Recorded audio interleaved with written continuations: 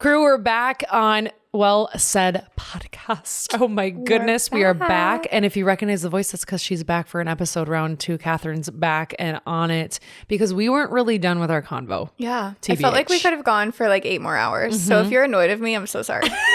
So sorry if you didn't like the last episode because we're going to do it again. Okay. Run it back.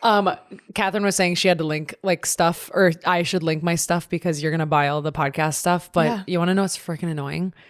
I linked my like to know, or I have like a like to know it. And I love doing it. I'm not a gatekeeper. I'm like, you want this shirt? I'll give you this shirt. Perfect. But I'm going to tell you it's $19.99 and it was supposed to be $40. You know what I mean? I'm like a deal schmealer. Me too. So I linked these Target sandals. Okay. So cute. I think they're like a Gucci dupe. Yeah. And they sold out like after I linked them because I think 130 people bought them.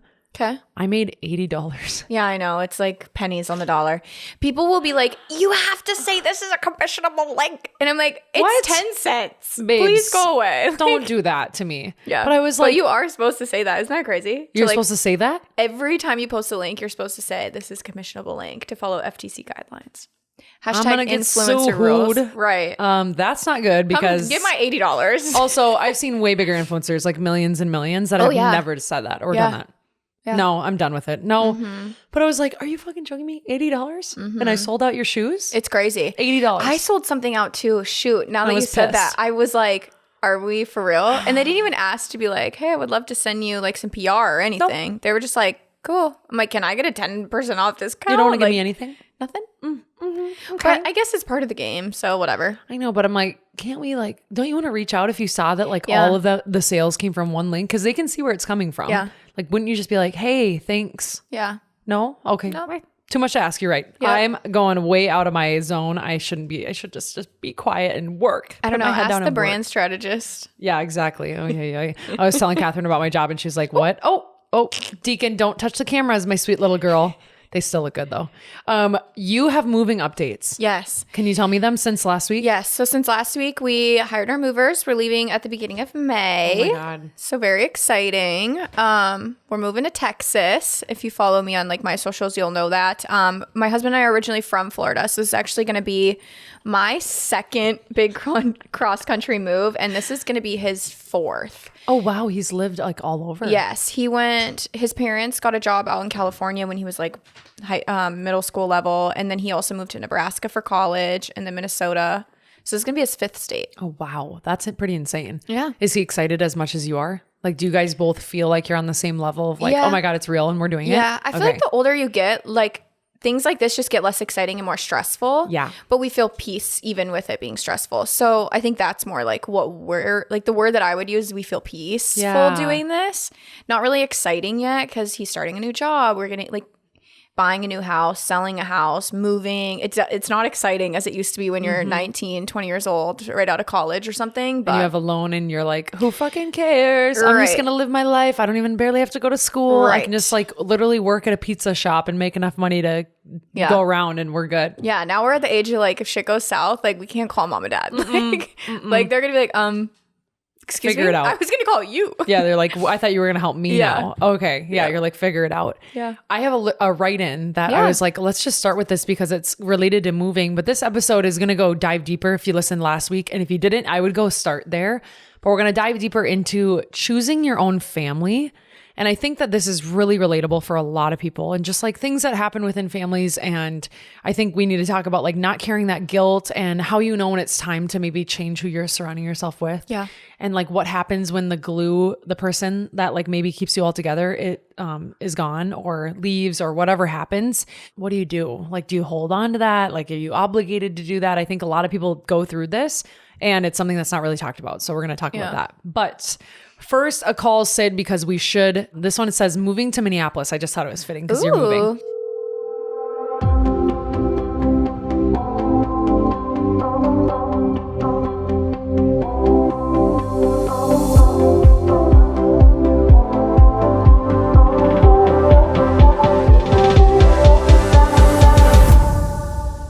SYD, I'm moving to Minneapolis to start a new job this summer. I've never lived near or in the city before and need advice on where I should live. My job is in St. Louis Park and meeting new people. How do I start over meeting new friends or getting involved with something when I don't know anyone? I'm excited but afraid of being lonely. Thanks in advance. Love the podcast.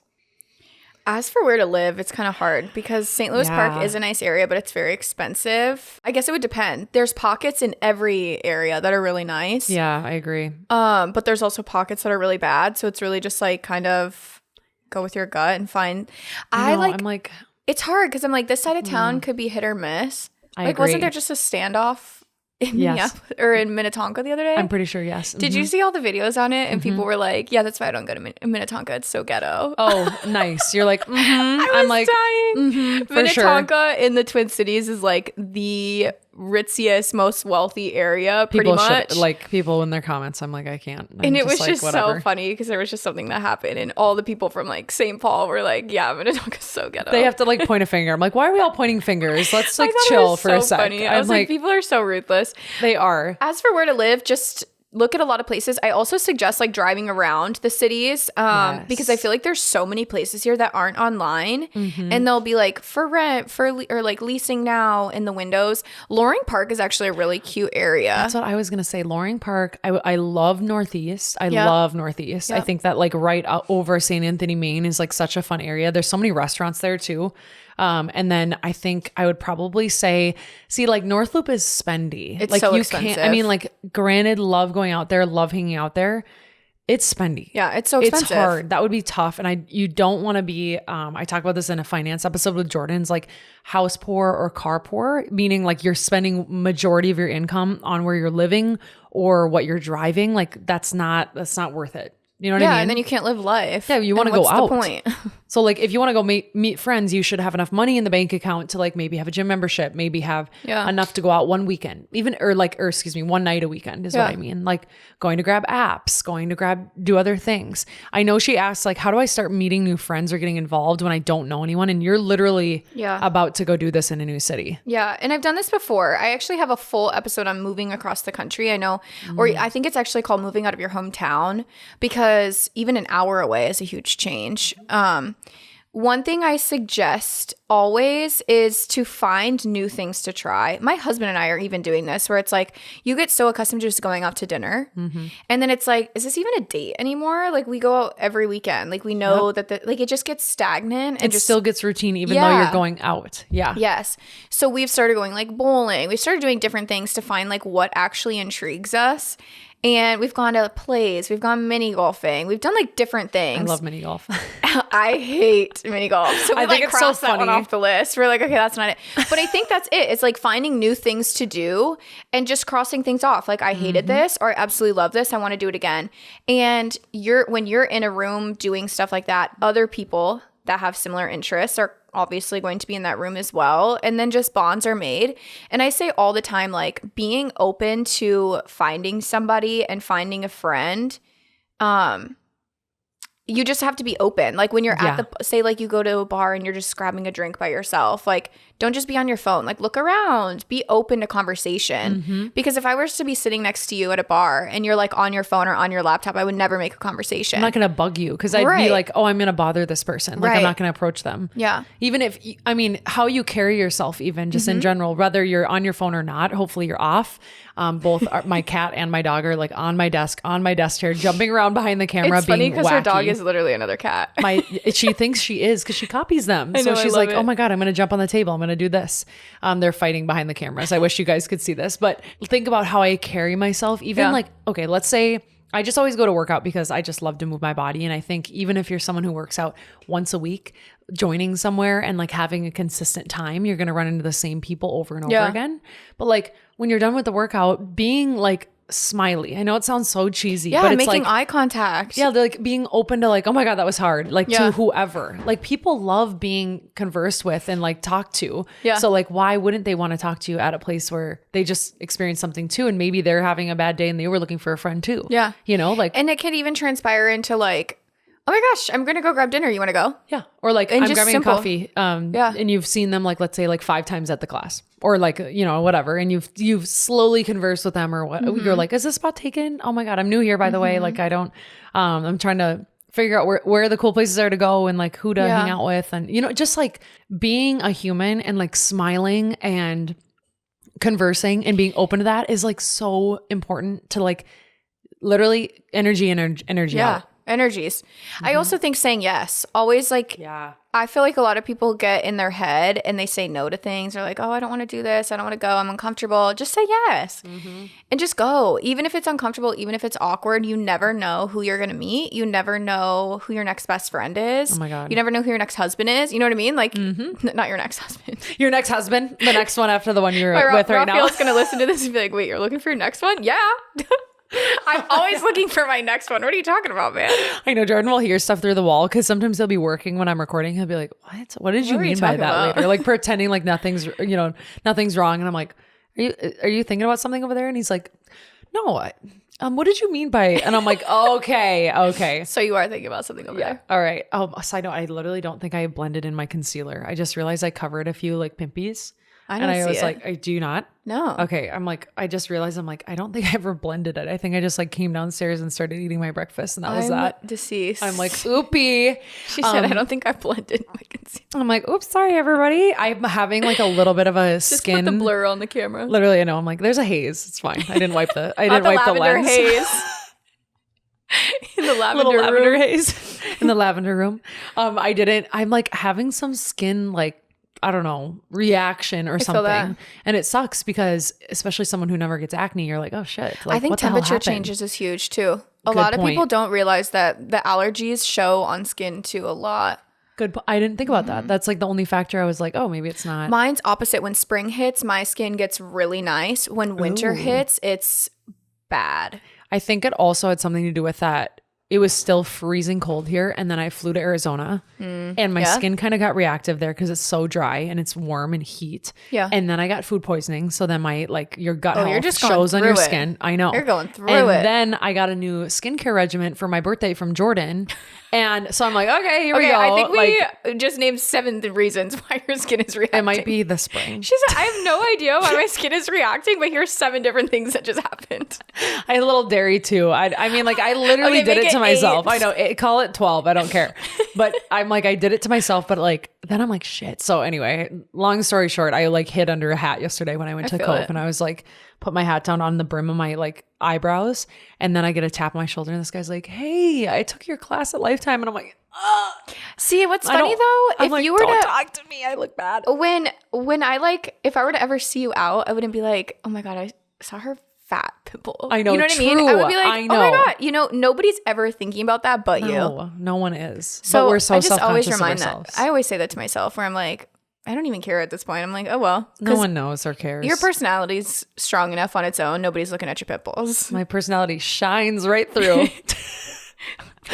Past that shiner. No, I'm just kidding. Not her tooting her own horn in here.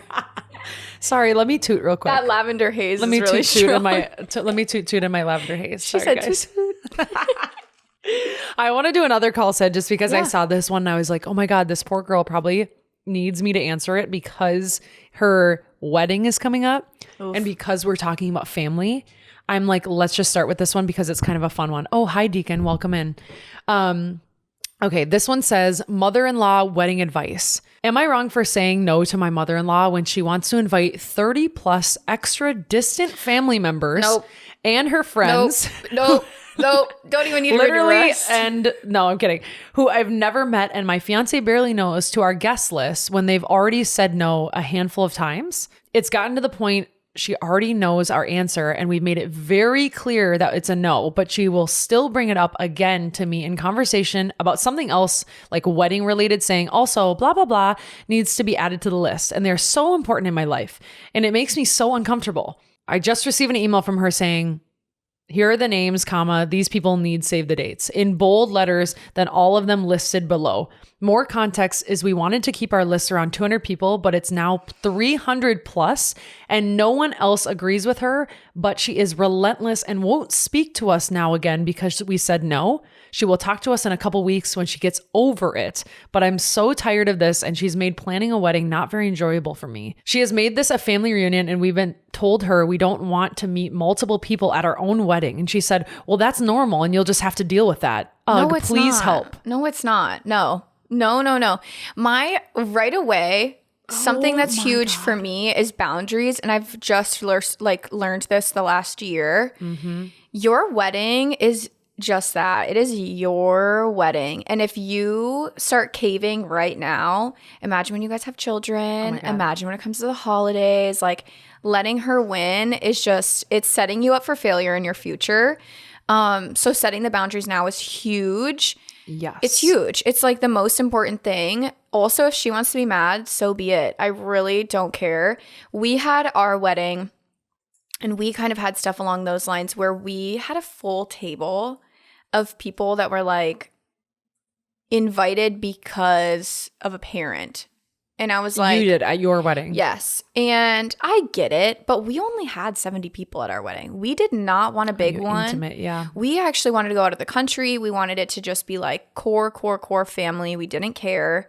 And we kind of gave in, and we both regret our wedding. 100%. Really? Yeah. Oh, I got chills just because that's like being in the wedding planning stage. I'm like, oh my God, that hurts me to even hear. My biggest piece of advice, and there's a couple things that like go into it. I've lost my dad since my wedding and he was there. So like, I love that he was able to get a wedding, but no matter what, he was going to be at our wedding. Yeah. So it doesn't matter where we were, whether we were in Mexico with only 20 people, like he was still on the invite list with or without it being large or small. So we look back at our wedding, and immediately the next morning, I said to my husband, I was like, oh no. I was very upset that we did like what other people wanted.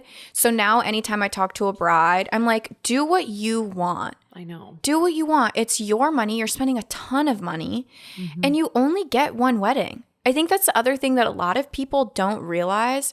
Yeah, like divorce rates are higher, sure. And like a lot of people are getting 2 or 3 weddings in their lifetime, but not me. Okay.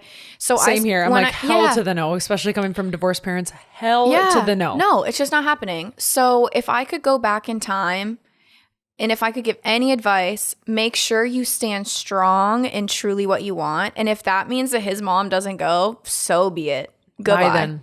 Goodbye. Like, sorry, but no, we're not tolerating your weird behavior. Yeah. I've had write-ins where like the mother of the bride wears her old wedding dress, or like crazy shit. The mother of the bride wants to wear white. Like, it's just so bizarre to me. You got to set the boundaries. Yeah, you've got to. And your husband or like your fiance has to. And I have a couple friends that they've got such bad in-laws that my girlfriends have called me crying and are like, they are going to be the reason we break, end this. Yeah. That's horrible. Sorry if you heard her slobber on the microphone. Oh, Dee Dee. That's and enough. It's like, it's really sad. And I've had the exact same conversations with my girlfriends saying, this is not new. This family has treated you like this since before you guys were even engaged. Oh, their in-laws. So like literally his or whoever's parents. Yes. And it's hard because it's like you do love this person, but if this man loves you and respects you, when you unite and you become one, that's your core family now. And I know a lot of people don't believe that, or they have a hard time understanding that. But like even my own mom, she's my secondary family now. My core family is my husband and my future children. Yeah, that's very true. And I agree with that. But yeah. And I feel like a lot of people do, but it's hard to be like, well, it's my mom. Well, I don't care. Your mom isn't sleeping next to you tonight. Yeah, your mom isn't paying half this mortgage. Your mom isn't going to be the one birthing this child. You know what I mean? So there's so many things that the conversations really have to happen, and your partner also needs to be on board too and be like, no, I respect my future wife, and we both say no. And if he agrees with the mom, then like that's another conversation you guys have to have. That's what I was going to say. Yeah. It's like if they're at a different stand and they're like not going to stand up for you as their primary family, as the person that they're going into the rest of their life with, you have a larger problem. Yeah. I hate to say that, but it's true. There's boundaries that need to be set. At some point, your family needs to be held accountable for behavior. 100%. And again, not necessarily appropriate when you're a child, maybe not even when you're like, in your teens, in your, like out of college age. But now that we're adults, like I have things that I don't tolerate in friends, in coworkers, in people that are just out, out and about that you meet. Like that stands for family too. So like I'm not tolerating behavior just because you've been around a long time. Yeah. Period. Like and you either get me like that, like a better version of you, or you don't get me at all. Yeah. And a lot of people give the pass because it's family. And I don't know if you guys have heard the quote, but it says, you are not entitled just because you have a title. And I live by that one. And I know we're going to get into like family, choosing your family and all that stuff, but it is so real. And my husband, since us getting married, actually the wedding is what really started a lot of drama. Oh, really? At your guys' wedding? Yeah. Just again, people acting a fool. Oh, God. And it's just like, for me, so like I'll speak for what my family did. I had an uncle that got trashed. Oh, shit. I had to write in about this too. I'll tell you after, but Yeah, it was so bad, and he's been an alcoholic our whole life. So like it was just so normal. But he then started doing and saying things to my husband's friends, to his family member. Like it was where it crossed out of our family and into another family. Oh boy. And we kicked him out of the wedding. And so, but the things that were said and done, my husband was like, no, he's until he is no longer drinking, we will not be around him. I will not be around him. And he didn't make that decision for me, but it really opened up my eyes of like, dang, how much I've been like, oh, well, it's just him. Yeah, exactly. He gets away with it because he's always been like that. Yeah. But some of the things that he was saying and doing, my husband works in law, and he was just like, I've seen people on caseloads for doing less, and we're just like letting this happen. He was like, no, I've seen people get prison time for that. Like there's no way. Him, for your husband, for being like, and we had to tell that. Not. Like I remember saying, like sitting down with my uncle and being like, I didn't sit down with him, but he doesn't remember anything. And I was like, I get that, and I'm sorry, but also I have to protect certain things now, and you were wrong for what you did. And until we can come to an agreement of like, again, when there's no alcohol involved, possibly we can get back together. Right. And it's sad. It sucks. I miss him because my uncle and I are close in age. My mom and him were 20 years apart, full blood, but 20 years apart. Okay. So he's younger. Yes. He's actually just my husband's age. So yeah, he's a younger uncle, but, yeah. And it just stinks. Cause it's just like, I love him dearly, but I feel like when you define the definition of nice, like being nice isn't letting you drink your life away and acting a fool. That's not me being nice to you. Like that's me enabling you. And then you're also ruining my time. So like that's not nice to me. At your wedding. Yeah. At a day that's a very special where behavior should be like tip top shape. Everyone should be behaving. That's horrible. We also kicked out my husband's brother, again, drinking, and his dad causing a scene. Like it was just, so there was multiple things where it's like, if the boundaries would have been set beforehand, our wedding would have been different. Yeah. And then the wedding happened, and my husband doesn't play about boundaries. Like he's very firm in who he is and like what he believes in. And we're just not big drinkers, and we didn't want to babysit grown adults. So our one rule, we actually had told all those people beforehand, like, please just watch your drinking. Oh, you did have a conversation prior. Nobody cared. See, that's where you already said what you meant. Yeah. You know what I mean? Like you already had set the boundary and been like, hey, this is what is going to be, okay at this gathering. Like, please behave yourself, which you shouldn't have to do in the first place. Yeah. But sadly, there's just instances where you have to. So for the wedding, I would really, really, really set your boundaries. And no is a complete sentence. You do not need to explain why. It's just no. It's just no. And if she can't get with that, well, then we need to talk about your attendance. Sounds like they're unified together though. Like sounds good. like there's like she keeps saying like we want to keep it around 200. Yeah. We want to do this. So it sounds like her and her fiance are like totally together in that. But like I just can't imagine being in this situation because thankfully my mother-in-law, soon to be mother-in-law and father-in-law are so like kind, and they're like, whatever, like they're so excited because Jordan's their oldest. So they like have been waiting like a long time, and they're very excited. Cute. And they're like, we don't, we have a few friends that we'd love to be there, but like, that's it. And like, then that's it. That's all we're asking. And they have a little, like, I'm not going to give detail, but like there's a family situation, little drama. Okay. And we've chosen that person will not be invited because they've mistreated people in the family. Yeah. But they haven't mistreated us. But eventually, awkwardly, that's going to have to be the conversation from us. Like, why wouldn't they be there? You know what I mean? Because like you hurt other people that have never hurt me. And that's inappropriate in your behavior. If you can act like that to them, what would happen if you came to our like family gathering? You didn't have anyone really to talk to because you burnt so many bridges. Yeah. And then you're probably going to drink, or who knows what you're going to do. And then now we have another situation happening, which we could have avoided completely. It's hard. The conversations are always uncomfortable, but a lot of conversations are uncomfortable as an adult. It's just adulting, like 101. But I'm just so lucky, and like props to this person for holding her boundary and holding her own. Like you got to keep just being like, nope, I'm not going to cry like that. Nothing's going to change in how I'm feeling. So too bad, so sad. Yeah.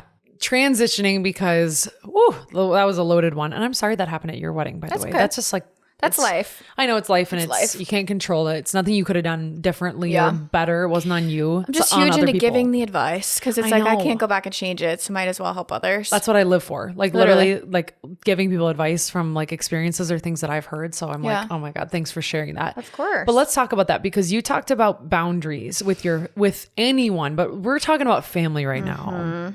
It's and I so feel hard. like you've had to set a lot of boundaries more recently of just family. Like, how do you even start to set a boundary with a family member? Because it's a totally different relationship. It is. And also what's so uncomfortable is with a boundary with family, you're also learning and unlearning a lot. Meaning like when you're raised culturally, whatever your family's culture is, it's normal. So not only are you learning this is not normal, but you're also learning, I need to put a wall here. I need to put something up to say, please stop doing this. And my therapist has taught me that boundaries are actually really easy because it requires no work from anyone else. So say, for example, Sid, like you're blowing up my phone nonstop, like, I don't know, hating on me. I don't know. My boundary. God, I hope not. Yeah, right. Please not don't. In this lavender haze. No way. Not this lavender haze. But one boundary is to just say, I will not respond until it's relevant or something along those lines. Just saying like, you not necessarily, you don't have to announce your boundary, but also just like no longer responding. A lot of people feel like they have to respond back. Or if Sid's like, I hate your hair color. Like I really liked when it was brown. I'm going to be like, well, I like it blonde. Like I love that you think that. I don't even need to respond. She can have her own feelings. She can relay them, but I don't need to even give the energy. Whoever this Sid is, she's whack. Right. Okay? Well said. Literally. Anyway. No, but I like that though, because you don't owe them a response necessarily. Yeah. Unless it's needed, unless you've got to take that step to do it. Right. And boundaries are really hard, especially with family, because it's like, what do they look like? But boundaries for everybody is different. So it could be where you have an alcoholic person in your family that texts you after 8 p.m. every night. And again, maybe your boundary is just not responding anymore.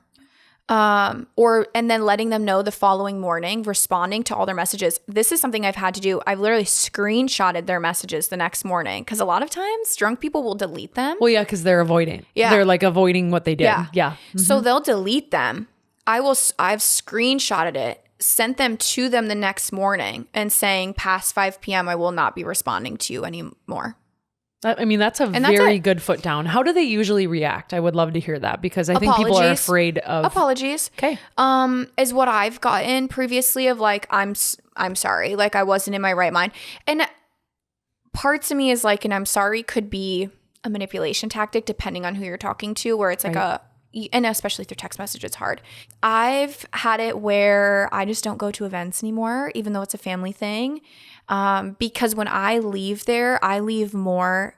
When I'm showing up, I feel anxious. I'm stressed. My body's rattling. Like your body will start to tell you when something's not normal. Like you going on a date night with your husband and you showing up to your family Christmas are two totally different vibes. Yeah. But like your body, when your body's reacting, you got to listen to that until you can get to a point where you're like calm going into the family Christmas. I don't know. It's speaking on boundaries is hard because it depends on like what that person is doing. But so like I'll give a little like tea on my family. I've shared this all publicly on my social medias. When I lost my father, I've always kind of had issues with my stepmom of like, so my stepmom and my dad were high school sweethearts. Oh. So that's a lot of the big storyline here is they were together. They've actually known each other since elementary school. They were together. Afterwards, they graduated high school, whatever. They weren't like high school sweethearts, but they dated or whatever. And then they were dating in college. She wanted to get married. My dad didn't. My dad moved to Florida because they broke up. My dad moved to Florida, met my mom, got my mom pregnant, married my mom. And then they had me because I had my older brother and then they had me. The divorce happened. My dad moved back to was back in Minnesota, rekindled with my stepmom. They got married quickly, had 2 boys. Oh, got it. Okay. So a lot of our storyline is she's upset. Like she's taken a lot out on me and my older brother, quote unquote, of like, you should have been mine type vibes. I was gonna say Yes. I'm starting to get the jealousy vibe or like this like resentment vibe from you guys. Yes. Another big key piece in it is I'm the only girl and I'm not her girl. So I have an older brother and then 2 younger brothers. So that was another really big thing. And my dad and I had like best friend relationship, not even like daddy's little girl type things. It was more like truly we were just best friends. Like, that's beautiful though. And I remember in high school, like just getting like her kids could do nothing wrong, but I was like the villain and everything. And it was so weird because I was a very good child. Like I was never really rebellious, but she made me want to be. Like she would accuse me of things. And then I was just like, I started when I was like up here, when I was in Minnesota visiting my dad and stepmom, I started doing things that I would never do when I was with my mom, just because I was so like. You were kind of provoked in a way. Yeah, like, and I know like, I'm not usually one to say that. I felt like I needed to lie. Like I was dating, and I wasn't even dating a guy, but I was like hanging around with some friends and I kind of liked a guy and I like lied, even though with my mom, I would be like, that you were with a guy. Yeah. And like we were with friends. It was never like one-on-one. Anyway, so like storylines along that line, but still to this day, I was like 17, 18 at this time. And still to this day, she holds that against me, that I lied when I was in my childhood, basically. Excuse me? Yeah. Anyways, so then there was like one big fight one night. Again, she had been drinking, and I was like, I get physically angry, and when I get angry, I can't do anything but cry. So I just started crying. She was like, "What are you gonna do? Cry to your daddy about it?" Oh my God. I was like, so anyways, the relationship just kept going south and south and south. When I fully moved here, my dad would like no longer like he would like plan stuff with me and then wouldn't show up. It was really odd for the first few years that I moved here permanently. And I moved here to build. Yeah, I moved here to build my relationship with him. And I was like, okay, this is weird. Then it was one point where my younger brother had told me that she had said I'm no longer allowed to hang out with them. So it was just very odd. Like things were happening. I remember one Valentine's Day, my dad always sent me flowers, and I remember them getting delivered to my job. And there was a card, but it was from Bachman's, but it wasn't like a Bachman's card. It was a physical card. I was like, okay, weird. And so I don't remember what the storyline was or how I found out about it, but like later on down the line, I found out he had to go in and pay cash for them because she would see. Yeah. So it was just weird. Like it was just weird stuff. And then I finally met my husband, and then he was the one that was like, you have to rekindle this relationship because at the end of the day, she's the controller of all of this. And if you don't have that relationship with her, you don't have the relationship with either of all 3 of those boys, meaning my 2 younger brothers, my father. And so I I bit my tongue, and we actually started to build kind of a relationship with her. Okay, beautiful. Things were getting better. We were over there often, but again, just shit that I would do was just always wrong. It was never good enough, blah, blah, blah, blah. So it was always like a pointing finger at you of like, oh, why'd you, always kind of shame towards you. Yeah. And just feeling like I just was never good enough for the daughter she wanted. And that sucks too, because I've always known her, like they were married when I was 2. I was going to say, how long? Young. Wow. So my life, I've always known my mom and my dad and mom. So like I've always said my parents, which is my dad and stepmom, and my mom. Did you ever feel like you got to a mom relationship with her? Not to cut this story off because I want you to keep going, but because if she was around since you were 2. Yeah. I mean, I'll call her mom. Yeah. I mean, like, and I've always said my mom's. Like, I don't know. It's just weird. So, and my mom, my real mom, like my biological mom, never took offense to that. She loved that, like, we had that relationship because she wasn't going anywhere. Yeah. She's your mom, So then the death happened, and it just was like from there, I feel like my dad was a lot of like that guard between the 2 of us, kind of like holding things at bay. And then when he died, there was no one there to say like, this isn't appropriate anymore. So the week of the funeral, we, and again, all 3 of my brothers and I at this time had an amazing relationship, and I was the big advocate. I'm the loudest of everybody. Yep. I stick up for everybody. And I've just been like that. I've just always had big sister vibes. You're the only girl too. Like you're just kind of like the leader. Yeah. I don't know. So I remember all of us sitting around the table, and we were picking like eulogies for the funeral. And there was one I could tell all of us at the table did not like. I hated it. The boys hated it. So I just said, like, I just don't like that one. All three of the boys said the exact same thing. Okay. But they followed me. She freaks. Like, you control everything. They follow in your footsteps. You know, blah, blah, blah, blah, blah. Did she say this in front of them? Oh, yeah. Oh, yeah. She, at this point, it was like balls to the walls. Everything was gone. And my husband was present too. So she was like, fine, I'll take it out of the funeral, whatever. I get up to go leave. Mind you, I had plans. And when you're grieving and like freshly grieving, you don't know what to do. I had made plans with my girlfriend to go meet her for a drink at this time. You can't pause your life. You have to keep moving. Like, right. We can talk about that too, but I'm just saying, like, it's not, no one can tell you how to grieve the right way. Yeah. And so I go to get up, I go to leave, and she gets in my face and is not letting me leave because she's like, I want to talk about this. Blah, blah, blah, blah. My husband was like, get out of her face. We're leaving. Like, this is inappropriate. Whatever, the funeral comes. And it just kept getting worse and worse and worse after the funeral. The poem was actually, or the eulogy was actually in the thing. And she said she swears that she didn't do that. There was just many things that have happened since, okay, so where I was going with this, and I know this was long-winded, I'm sorry. No, it's not long-winded at all. I'm listening. I mean, yeah. It was like time after time after time, she kept trying to get lower and lower and lower. And my boundary, where my boundary kicked in, was stop responding and stop giving energies. That was my boundary. And that's why I say, like, all boundaries are going to look different to you and to what you want to be doing. Right. But my boundary was just don't care. Because the lower you go, you're just trying to get a reaction. All you want is a reaction. So what I'm going to do is not give you a reaction. So over the last year, up until Christmas was the last of it. So in April of last year, I wanted a bachelorette trip. She saw my social medias. She sent my little brother over to my house, to my husband, and had a whole list of him to grab all the things that we had of my dad's at our house. Excuse me. What? And my husband was like, let her have it. Just let her have it. And taking away your dad's things, like, that's beyond low. It is. It's deep. It's hurtful. But at the end of the day, he's gone and his things aren't going to bring him back. Exactly. So, oh well. It stung, but I was also like, I'm not going to let her win. There was multiple things that happened since then. And then I had blocked her on social medias because there was something going on, like, in the social media realm where she was hating everything I posted. She was saying I wasn't allowed to grieve publicly. I think I saying that to who though? Like, that's where I'm like, was she commenting or? To me, just being like, she would literally send me screenshots and be like, you need to take this down.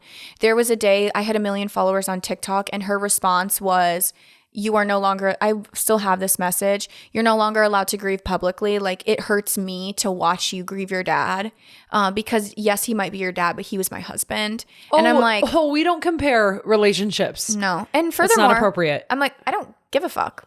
Respectfully, like, sorry for the language. No, but I'm like, you can don't care. So that hurt because I'm like, what an accomplishment that I did. And that was the text message on the night that I did that. It was like 10 minutes after I hit 1 million followers. She wants to poo-poo on every moment that you have because that's how she controls the situation. Word for word. So I don't remember if I responded, but that sent me into a full panic attack. I was just like, I was so angry. I think I ignored it. Then that was when I started saying stuff on the podcast, and I started being more open on the podcast. Then there was legal threats of like, I'm going to sue for defamation type vibes. That actually wasn't my stepmom. That was my little brother's girlfriend, who was one and the same of my stepmom. Why is she involving herself in the family? It was because my stepmom and the girlfriend kind of ganged up at this point. But like, you're not involved. You're not blood. Like, what are you doing? Sorry, but because my stepmom gave her so much power, and still to this day does. Maybe she's more of like the quote unquote daughter she was looking for. She has literally said that to me. She has literally said that to me. You stop. Swear to God, Bible. She has literally said that to me. That was one of the last times I ever spoke to her on the phone. That was also the same phone call where I had mentioned like she still to this day had never checked on me since my father died, and I was the one that literally was holding him. He was in my arms when he took his last breath. And she never asked you how you're doing? Never once. And she said, it's because I know how you're doing. I see it all over your social medias. And I said, oh, perfect. So it was just deep. And then it continued. There was more things. Well, you're talking about April, and then you're talking about up until Christmas. That was in the summertime. Jeez. There's just been so much. And I've divulged so much of it through therapy where I'm like trying to even remember the timeline. I know. Don't even worry. Once you like get it out. Yeah. It's just like once you get it out, you try not to. There was just more that kept happening. And then Christmas comes around. And mind you, what was hard about I hadn't spoken to her like since the end of summer. My birthday is 2 weeks before my little brother's birthday. And 3 weeks before my dad's anniversary of death. Nobody said a single word to me on my birthday. My little brother did, but she did not. Her family did not, which is very odd because, again, they've been in my life since I was 2 years old. I've always gotten a birthday card. I've always gotten a phone call. Like, so it was very odd. I get a text message in the family group chat that following week, because obviously my little brother's birthday is the next week. Let's basically all get together for his birthday. And I'm like, did we skip over mine or what? Like, wait, not that I need to like have this party, but I have to show up for you, but you can't show up for me. You can't even text me. Like, that's so odd. Did you say, oh, funny, are we doing? I didn't respond. Dual birthdays? Didn't respond. That's what I would have said. So then she puts another group chat together with my little brother's girlfriend also in it, which again, she was the one that was like threatening to sue. And how old is she? Sorry, can I ask? 20s, 21. Okay, but sister. I know. Come on. And okay, like, anyway. yeah. Anyways, then the group chat was like, that group chat said, can we all just put this aside to celebrate your dad's anniversary of death? And I was like, no, that's not a celebration to me. And fuck you guys. No. Bye. Like, just leave me alone. So we didn't respond. We didn't show up. And I have 2 little brothers. The youngest one is the one with the girlfriend, and I'm not close with him any longer. We used to be very close. Such a bummer. It stinks. I haven't talked to him in a long time. But the middle child is who I'm close with. Yeah. So it ended up being me and the middle child, which is her son, her favorite son, literally. We ended up doing something for my dad's anniversary of death, and she found out. Oh, okay, well, and what? Big problem. So then Christmas comes around, and the family group chat, again, the family group, okay, this is like parts that I left out. When the family group chat, we've always had a big one. It's like 20 plus people. My dad was in it included. The week of the funeral, my husband, myself, and my older brother were removed from the family group chat. And come to find out later on, it was because I was posting so much of what was going on in the timeline of my dad's death on social medias. She had told me, she had said to the family, I don't want her posting his funeral online. And I was like, that's... As if, I think you said this in the, last week. And I was like, as if you would post where the funeral's happening to invite your crowd of followers. Yes. Like, excuse me? Yes. I'm like, I don't know the logic here, but... So I ended up finding that out because the obituary, this is so weird too. The obituary came out or whatever, and that was in that family group chat. So I didn't see my dad's obituary before it even came out. Oh, that's horrible. She lied to us about the start of the funeral time. There was just like a couple different things that had happened. So Christmas now comes along a year later. Okay. And now all the aunts and uncles are getting a phone call instead of a family group chat. And my cousin calls me and was like, hey, just so you're aware, my parents got a phone call basically saying why it's not in the family group chat right now is because we don't want Catherine to know that there's a paper trail, that people are being invited to Christmas and she's not invited. Oh, okay. And I was like, well, we wouldn't go anyways. Like, look at the last year. We wouldn't go. But again, it was another low blow. But we were still doing the family gift swap, my husband and I. So we bring my gifts over to my aunt and uncle's house. And my aunt goes, are you coming to family Christmas? And I was like, no, we weren't invited. And she was like, what do you mean? I was like, no, you know what I mean. Like, I know you got the call. And you could tell she was clammed up. Like, oh, shit, bad. Now I'm in the middle. Like, and I feel bad, but like she clams up and is like, okay. So next thing I know, my cousin calls me. No, I lied. So that's like a Tuesday night at like 6 p.m. Wednesday rolls around. It's like 3 p.m, and we're getting a knock on the door. And I see it's my stepmom. Oh, God. I already have anxiety. I'm like, oh, God. Don't open the door. So I'm like, no, we didn't open the door. I'm like, absolutely not. Well, what is she doing? You can't. Oh, God. Continues to stand there for 15 minutes, ringing on the doorbell, knocking on the door. My dogs are going nuts. You can tell we're home. Yeah. She saw my husband in the window.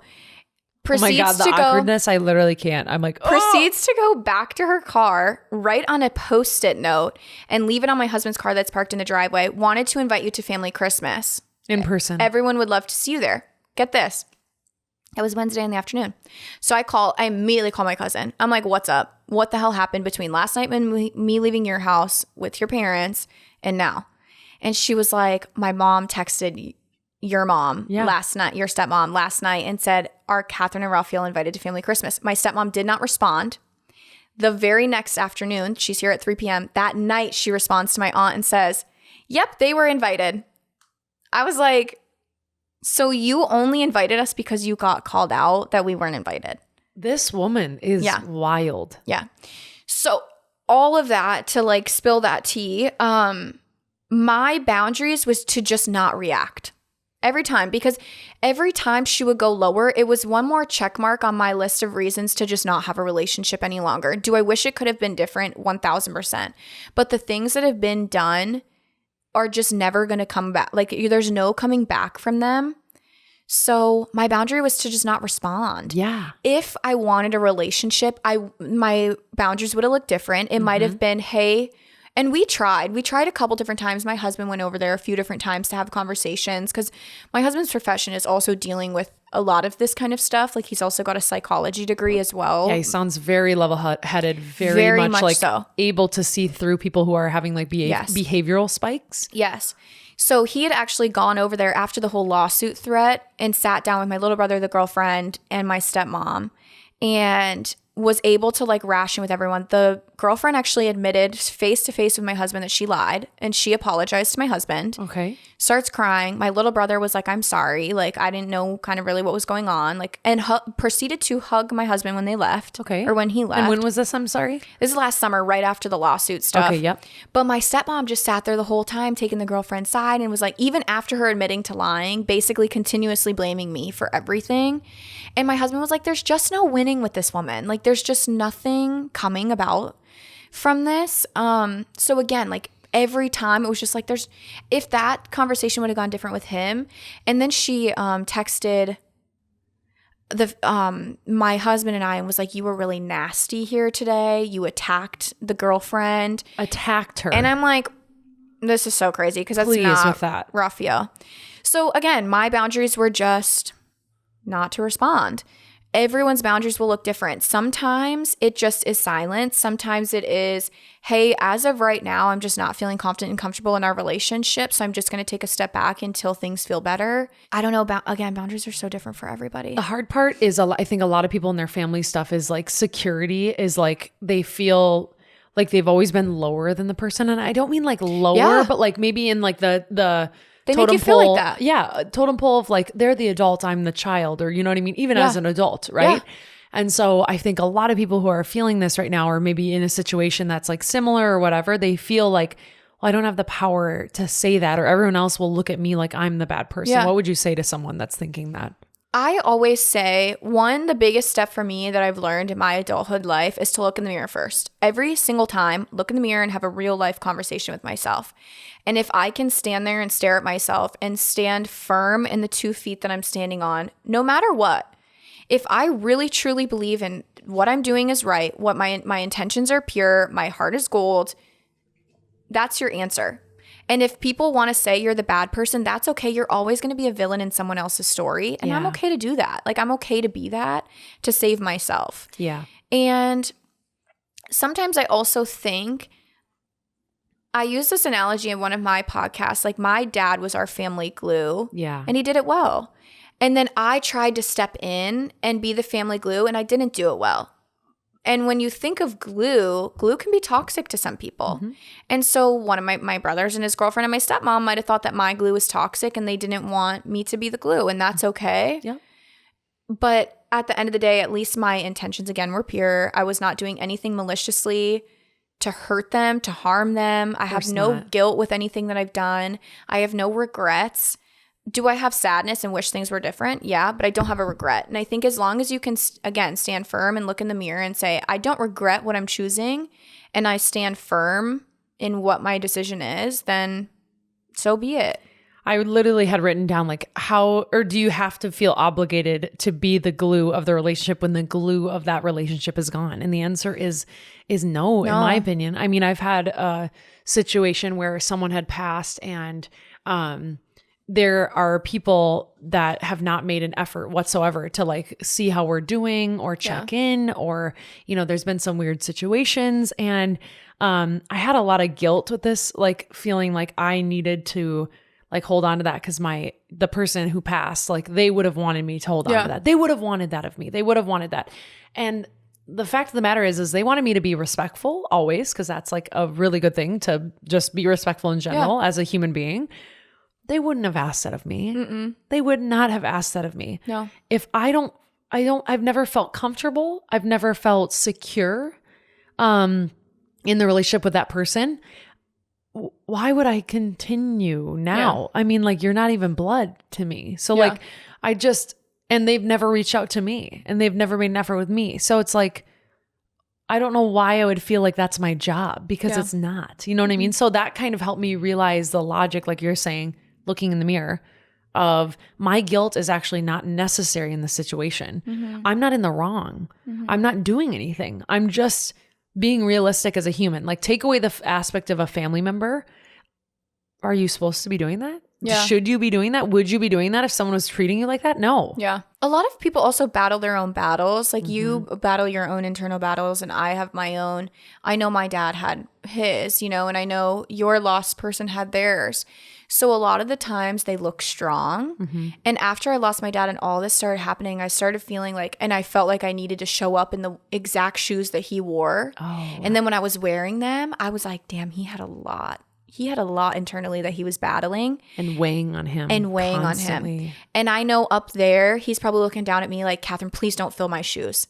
Please don't feel like you have to fill these shoes. Get out. And so that was something that I kept telling myself is, my dad doesn't want me to be my dad.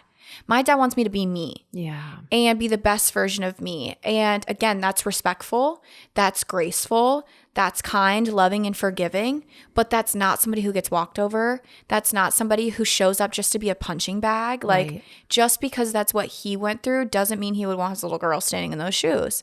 And sometimes just realizing we don't have to fill our loved one's shoes is a huge thing. I think so too. When did you know that this was not your guilt to carry? Like, obviously you're reflecting on all these things, but like for a while there, I'm sure you're like, oh my God, me not having a relationship with my stepmom means I may risk the relationship with my brother. I may risk, and you are clearly somebody who it all matters to you. You moved here to like be closer to your dad and their family. So it sucks. It sucks. Yeah. A lot of it was my husband, and it wasn't him like, because he was fighting with me. Like, he was like, if this is something, a hill you want to die on and this is a relationship you want to have, I'm willing to continue to fight for it. But when you have a partner and you bring in... She has moved every camera in this goddamn room. Sorry, Deacon is like... It's her lavender haze. She is living in here today. I'm like, sister, okay. When you have heaviness and you consistently bring it into your partner... watching your partner absorb your heaviness makes you want to do something about it. And I've always said that too, of like, our self-love is so low, but our love for others is so deep. And even if you don't have a partner, I hope you love yourself enough to know if this is so heavy, it's okay to let it go. Yeah. But if you are with a partner and you're bringing it into your household each and every day, it was not fair to him. No. And the anxieties I would get, and just like every time something would happen, it was just, my night was ruined, my day was ruined. I couldn't stop thinking about it. And you can feel it. You can feel it. And I would toss and turn. He would toss and turn. Like, really, it was ultimately just, I felt bad that I was bringing so much into him. The guilt shifted from having to heal the relationship to, oh my God, this hurt is hurting my own relationship with the person that matters the most in my whole life. Yeah. And all it was to just cut them off, and not even cut them off like cold-hearted, like cold turkey, but it was more like slowly but surely I just stopped letting them affect me. And if I were to go back and be living this all alone without my husband, and obviously that's an alternate universe, so I don't know exactly what it would look like. But if I could tell single girl me after losing a parent and going through all this, I would just say, love yourself enough to know that this is not healthy. It's just not healthy. And if you're constantly feeling that heavy chest and just, again, you've looked in the mirror, you've stood firm in the things and the way you're going out into the world, they say like all you can control in this world is what you say and how you react. And if what you're saying is good and how you're reacting is pure, then just let other people's heaviness go. Cut the ties and move along. And it's so much easier said than done. But when you look back after a year of no contact, you're like, damn, I thought it would be so hard, but this past year has been great. Your life takes off too. Not heavy, not weighing on your shoulders, not a constant someone's watching me. Not a, oh my God, when am I going to fuck up? When am I going to like make a mistake that they're going to yell at me for again? Yeah. And I know that they're still watching. Like, they can watch. Yeah. And there was a time last summer where I had blocked her profiles and she had logged into my dad's page, and that was deep. that was one of those where I was like, because I had scrolled on Instagram and, you know, like the top 3 faces like pop up when you're watching your stories of like people that like your close friends pop up basically there. I saw my dad's face and I just like kept on going. And then I was like, so that hurt because that was like a unfair, like that's sensitive stab though. Being like, I forgot my dad was dead. I thought it was normal. His page was watching my stuff because I was like, oh, that's just my dad watching my stuff. We talked about that too, of just like, you forget. That's the hardest part in the beginning of grief, I think, is that you forget that they passed. Yeah. That's I'm trying to like bite my tongue for respect of other people, but oh my Lord. It's been hard. And when I go back and to turn all of that off, I don't want to discredit the stepmother that she was. She was an amazing stepmom. She, again, I always called her mom. Like she was a good stepmom. I don't know what it would be like to take on my husband's children from a previous marriage. I don't know what those shoes are like, but I also know that she willingly stepped into those shoes. It's not like me and my older brother showed up at their front door one day 10 years later and was like, hey. So it's kind of like a two-edged sword here where I'm just like, did you like, I don't know, we weren't like the child called it. We weren't shoved in a closet. Like we felt loved. We had Christmas gifts. Like she flew us up. We were taken care of. We were fed every day. Like, but it's not what you did for us. It's how you made us feel. And we always just constantly didn't feel like we were enough. And since the cutoff, I finally started to feel like I'm enough. Oh, wow. And that was huge. That was where I'm like, why did I put so much weight into her? Like, why did I put so much of my value into her hands? That's what I was going to say, is you're putting the value of who you are into somebody else's hands who was kind of setting you up for failure in a way. 100%. And it's okay that, here's another thing is like, it's okay if she was amazing for a long time or good enough or whatever it is. Like, think about the people that are listening right now. It's okay if your uncle was a good person and like gave you presents. That doesn't excuse behavior of them at a wedding, at a family gathering, to you directly, etc. Like, doesn't excuse it. Yeah. Like, let's say I was an amazing person. Oh my gosh, I'm so amazing. Everything's going well. I develop a drinking problem. I fuck up a handful of times, but I was amazing. Who cares, right? No, it's not how it works. Yeah. So like, remember that you don't have to feel guilt for them. Like they can carry their own guilt. They can make their own mistakes. You're not in charge of them. They're in charge of their own behavior, their own reactions. You have to remember though that like you can't change them. That's number one. You also can't carry the guilt of other people's reactions, like I'm saying, and the way that they act. And even in smaller situations, like not the death of a parent, maybe not like adding 30 guests at a wedding and a mother-in-law absolutely crossing boundaries that are inappropriate beyond belief, just behavior in general at a family gathering. Yeah. You still don't have to respond. You still don't have to go. You can make a boundary and you don't have to explain yourself. And let them is like the rule I have. Yeah, one of my friends, one of my friends literally let them. My friend like brought that up to me and she's like, there's a podcast on, I think it's Mel Robbins. I think I've listened to her. Yeah. It's like, or that episode. Let the friends, let them show you, let them tell you, let them do what they want to do. Let them think you are being a flake. Let them think you're distancing yourself because you're immature. Who gives a flying F? You know to your core why you're doing what you're doing. Don't worry about them. Okay? Saying it in a fun little accent because you got to remember that. Okay? Like, don't worry about their behavior. It's not in your control. Yeah. People will think how they want to think. They're going to act how they want to act. What I always say, and I'm going on like a little tangent here, but is like, I love it. I never I never regret saying something. I always say that about friend episodes too. I'm like, I always will give like one last final chance of like, this is what I need from you.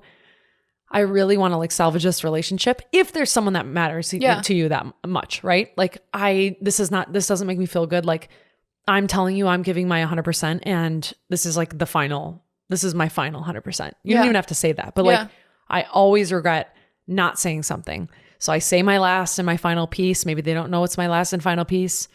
They did something yet again to show me their true colors, whether it be reacting to me, talking crap about me, whatever, you know what I mean? Acting weird at a family gathering, etc., whatever your example is. And that's when I've made up my mind. I get to decide when I call it quits. Yeah. And I throw in the towel and say, okay, that's enough of that. Yeah. I've had enough. You're also an adult.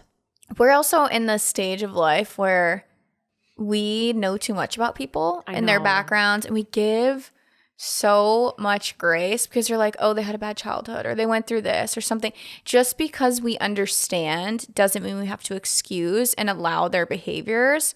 And I say that all the time, just because I understand. And I feel for you. But I've been through some shit too, and I don't treat you the way you treat me.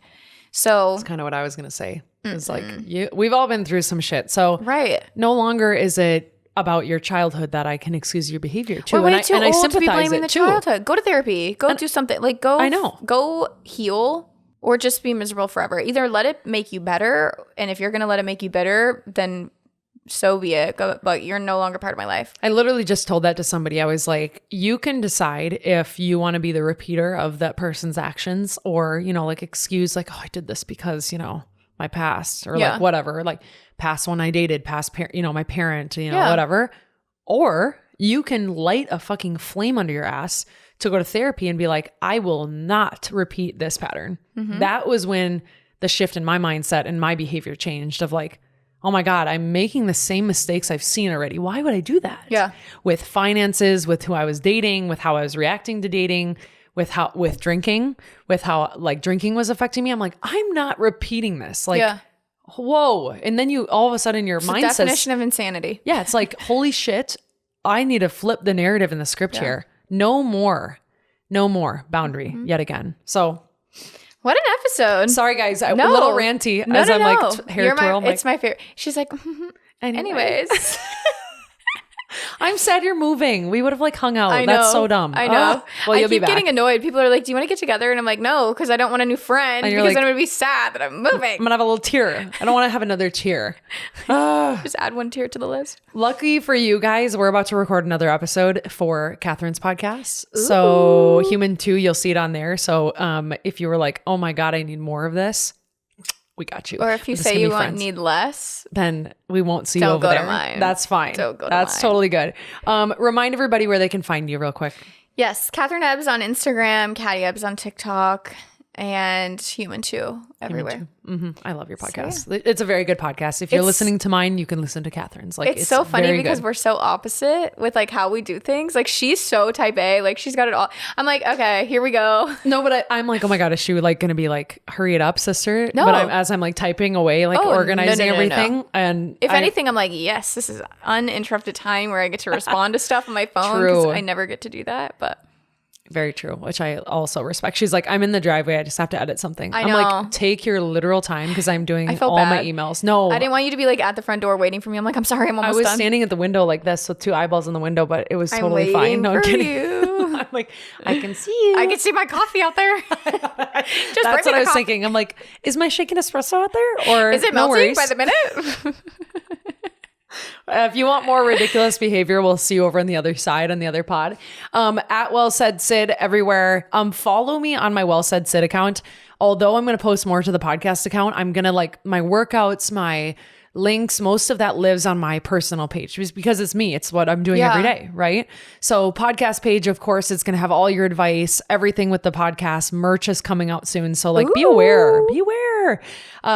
And get over to YouTube. I'm going to put out my first vlog in probably a week from when you hear this. So exciting. Why do I keep doing that? I keep doing and winking. Like, I don't know what I'm doing. Anywho, I love you. Thank you for being here every single week. Again, if you need advice, 612-470-7569. Give me a ring and I will talk to you soon. Goodbye. Goodbye.